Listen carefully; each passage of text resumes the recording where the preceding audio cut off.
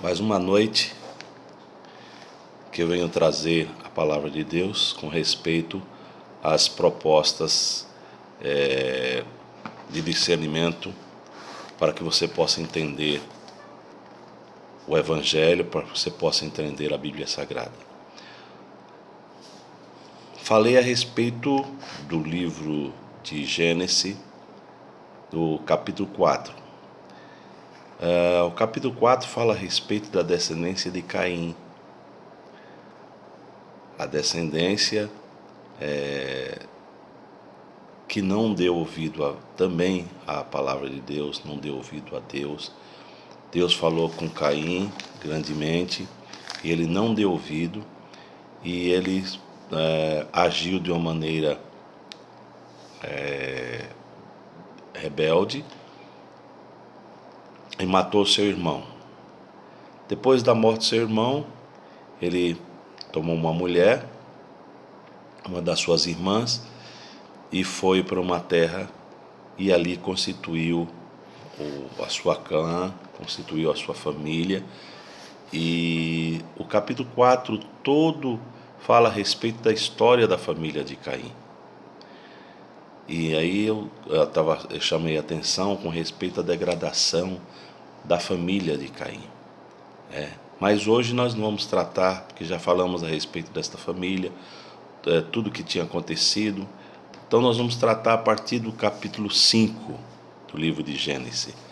Fala a respeito da família de Adão, a família que, após a morte de Abel, que trouxe uma grande angústia para a família de Adão, Eva deu novamente a Adão um filho por nome de Sete. E diz o texto no finalzinho do capítulo 4, o finalzinho diz assim: e a Sete mesmo também nasceu um filho, e chamou seu nome Enos. Então se começou a invocar o nome do Senhor. Então, a partir do momento que Sete nasce, a família de Adão fica comovida, e com certeza ele entende que aquele filho que Deus está dando para ele, eles se voltaram a começar a buscar o Senhor. E diz que a genealogia, a geração da família de Sete é uma família que aprendeu a ter temor ao Senhor. E diz o texto aqui, no capítulo 5, e vou ler para vocês. Diz assim: este é o livro das gerações de Adão. No dia em que Deus criou o homem, a semelhança de Deus o fez. Macho e fêmea os criou, e os abençoou, e chamou o seu nome Adão, no dia que foram criados. Adão viveu 130 anos e gerou um filho e sua semelhança, conforme a sua imagem, e chamou o seu nome Sete. E foram os dias de Adão, depois que gerou Sete, 800 anos, e gerou filhas e filhos. E foram todos os dias que Adão viveu 930 anos e morreu. E viveu 105 anos e gerou Enos. Amém? Então, começa a história, da geração de Sete. E no capítulo 5 se esquece a geração de Caim. Adão percebeu que esse filho que nasceu, Sete, era uma oportunidade que Deus estava dando a ele para restituir, começar a restabelecer o temor ao seu nome. E aí nós vemos Sete, depois Enos, e cada um vivendo em média de 900, 930, 960, né? Cada um vivendo uma proporção muito ao longo de vida, né?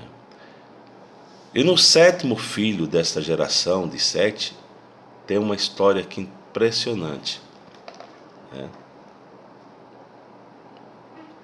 Diz assim, quer ver?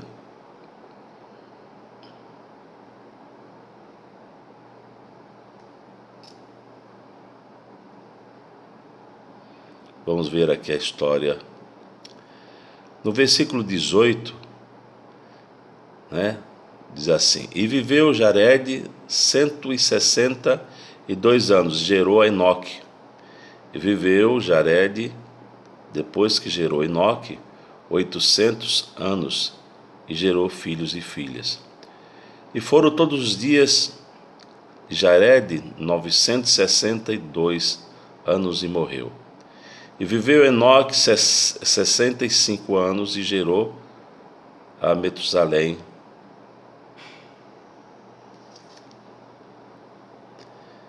E andou Enoque com Deus, depois que Jesus gerou...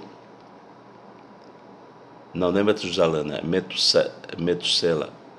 Metuselá. 300 anos e gerou filhos e filhas. Foram todos os dias de Enoque 365 anos. E andou Enoque com Deus, e não se viu mais, porque Deus para si o tomou. Amém? E viveu Metuselá 167 anos e gerou a Lameque. Né, na realidade, o nome esse texto aqui fala Metuselá, mas em outros textos fala Metusalém. Outro texto fala a respeito disso, o nome é um pouquinho diferente, né? Então, esse sétimo da descendência de Adão, não da descendência, o sétimo da descendência de Adão através de Sete, houve uma história impressionante. Esse homem viveu 365 anos. Se você analisar os dias de um ano, são 365 dias, e outros anos são 366 dias, né? De 3 em 3 anos são 365 e um ano é 366. E diz que esse homem viveu 365 anos. E esse homem buscou a Deus. Na realidade, o que isso representa? Esse homem, ele viveu uma vida de comunhão com Deus tamanha, né, que Deus o tomou para si. Quer dizer, ele viveu 365 anos, e a comunhão dele foi tamanha com Deus que Deus tomou esse homem para si. Praticamente ele completou uma geração, né, de dias em anos, né, na presença de Deus. E no sétimo Deus tomou Enoque para si. Por quê? Porque Deus já está fazendo como se diz, uma analogia àquilo que há de acontecer com a igreja, né, com a semente de Cristo, que Jesus há de voltar para buscar o seu povo, para habitar com ele no céu. Então Enoque não houve sobre ele a morte física. Deus o arrebatou, Deus tomou dessa terra. Deus se agradou tanto da forma como Enoque estava vivendo, que Deus o tomou para si. Então ele não conheceu a morte, né? E no capítulo 5 nós vemos toda essa bênção nesta família, né? E Deus guardando, e essa semente que estava sendo inserida neste mundo, era uma semente que aprendeu a temer a Deus, né? No final do capítulo 6, no capítulo 5, nós vemos que essa geração chega em Noé, né?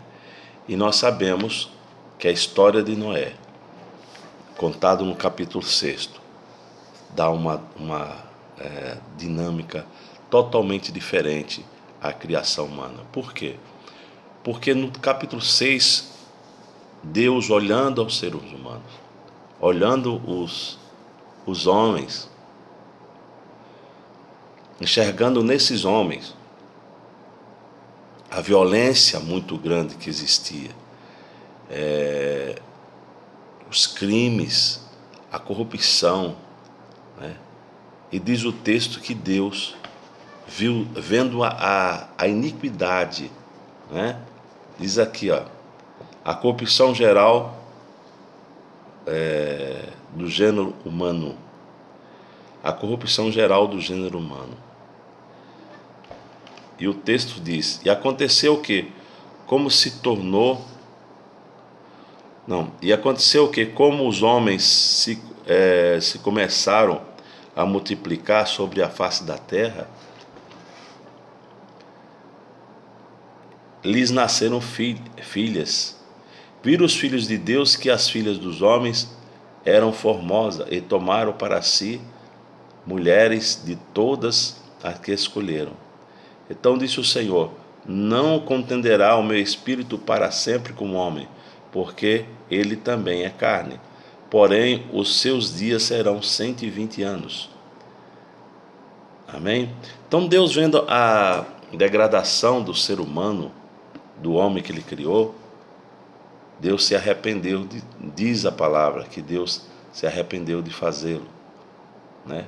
Quando tu fala assim que Deus se arrependeu de fazê-lo, será que Deus não sabia que o homem ia se corromper? Lógico que ele sabia que o homem ia se corromper.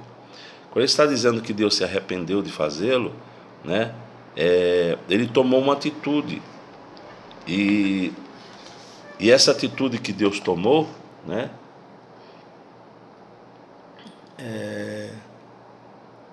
ele disse: o meu espírito não contenderá para sempre com o homem. Porque o homem vivia 900 anos, 930, 950, né? Então ele disse que os dias do homem seriam 120 anos. Hoje ninguém vive mais do que 120 anos. Alguns tiveram a oportunidade de viver, né, mais de 120 anos, mas hoje o homem está limitado a isso daí. Depois do dilúvio, praticamente o homem foi limitado a viver isso daí. Alguns viveram um pouco mais, né, que era a descendência de Sete, né, através de Noé, chegando até Noé. Então Deus ainda permitiu que alguns vivessem. Mas o limite que Deus tem colocado é 120 anos para o ser humano. No 4, se havia naqueles dias gigantes na terra, e também depois, quando os filhos de Deus entraram as filhas dos homens, e delas geraram filhos, esses eram os valentes que houve na antiguidade, os varões de fama. E viu o Senhor que a maldade dos homens se multiplicara sobre a terra, e que toda a imaginação dos pensamentos dos seus corações era só má continuadamente. Então arrependeu-se o Senhor de haver feito o homem sobre a terra, e pesou-lhe o seu coração.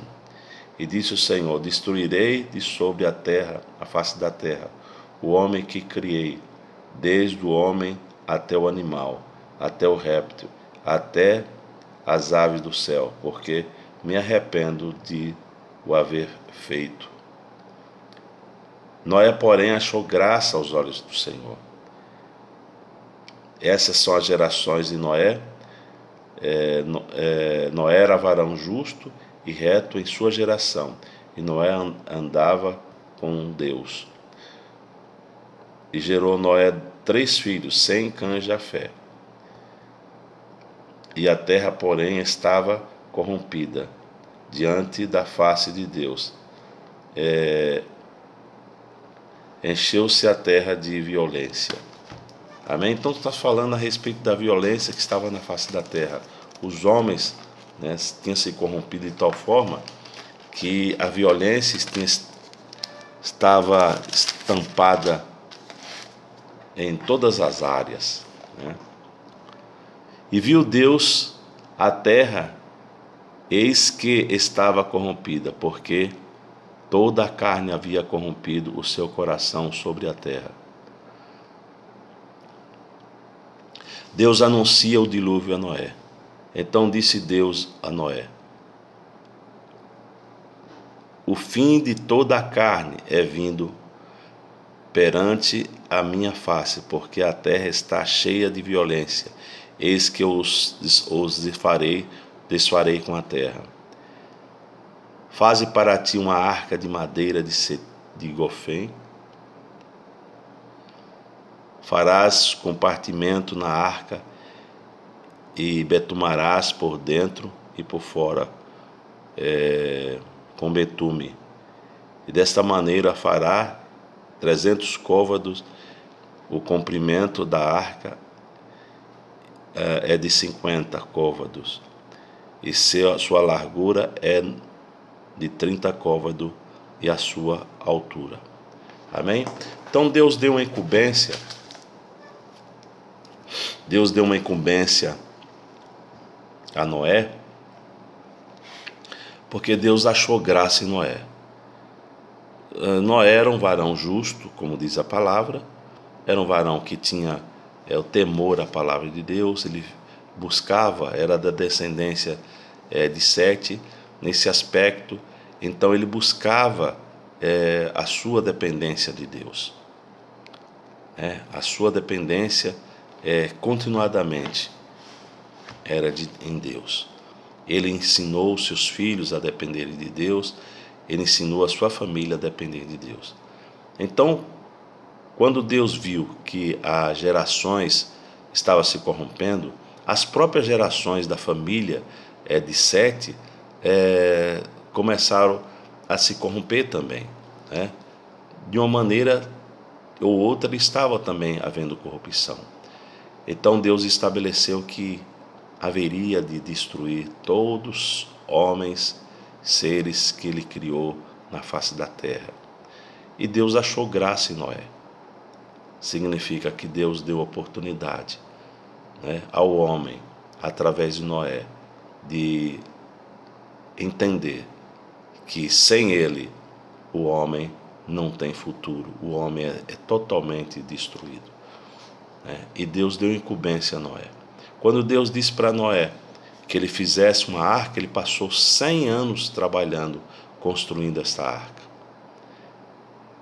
E olha que não é fácil, 100 anos Noé levou construindo essa arca. E muitos, com certeza, viram Noé construir.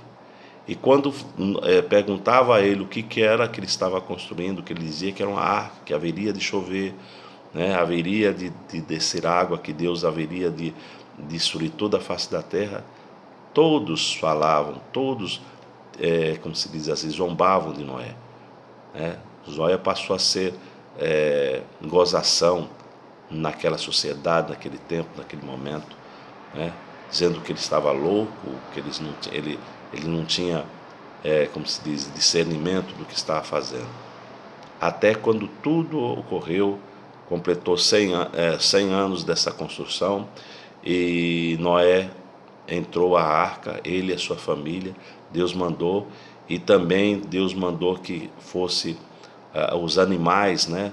Interessante que os animais, não foram Noé que saiu correndo atrás dos animais para colocar na arca, mas os próprios animais, um por um, vinham assim, em casais e iam entrando na arca. E as pessoas com certeza viram tudo aquilo, né? Vendo os casais de animais entrando na arca, e eles achavam aquilo lá ridículo, né? Até quando Deus mandou que Noé fechasse a arca, e Noé fechou a arca por dentro e Deus fechou a arca por fora. E aí, continuando a sequência do livro de estudo do capítulo 6, você vê que rompeu-se as águas, foram durante 40 dias e 40 noites de chuva torrencial, né, que alagou até o pico mais baixo, mais alto que havia na face da terra, foi coberto e toda a terra foi coberta. Somente escapou Noé, a sua esposa, os seus 3 filhos e as suas 3 noras. Através da família de Noé, Deus deu uma nova oportunidade ao homem para poder ser salvo, né, dessa situação. Mas é interessante que Deus sempre coloca oportunidade. E quando Deus chama o homem, Ele sempre dá observância. Se Noé não tivesse feito a arca, se Noé não tivesse trabalhado, se Noé não tivesse responsabilidade de obedecer a palavra de Deus, nem ele, nem os seus filhos, ninguém, o ser humano, nenhum ser humano haveria na face da terra, porque todos seriam destruídos. Amém? Então, eu peço para vocês, né, que estão tendo oportunidade de estarem sendo ministrados, né, que orem a Deus, né, peça para Deus, feche os seus olhos, né, peça para Deus, Deus me dá discernimento, né, me dá temor ao meu coração. Senhor, me dá graça para que eu possa ter o temor ao teu nome, porque eu sei que o Senhor não tem prazer na destruição da humanidade. O Senhor não tem prazer na destruição daqueles que se perdem, mas o Senhor tem prazer naqueles que se salvam. Senhor, que eu possa, eu e minha família, ser ministrado no nosso coração, para que nós possamos entender o temor ao teu nome, para que nós não sejamos levados por esta humanidade corrompida, mas que sejamos livres, sejamos salvos, sejamos libertos de todas essas males, né, que inclusive está escrito na tua palavra, que haverá de acontecer com a humanidade. Deus fez um pacto com Noé, dizendo que não haveria mais destruição à terra com água. Você vê o arco-íris, leia lá no capítulo 6, que você, 7, 8, que você vai ver do livro de Gênesis, que você vai ver que a destruição, né, na face da terra não virá mais através da água, mas Deus haverá de trazer a destruição, sim.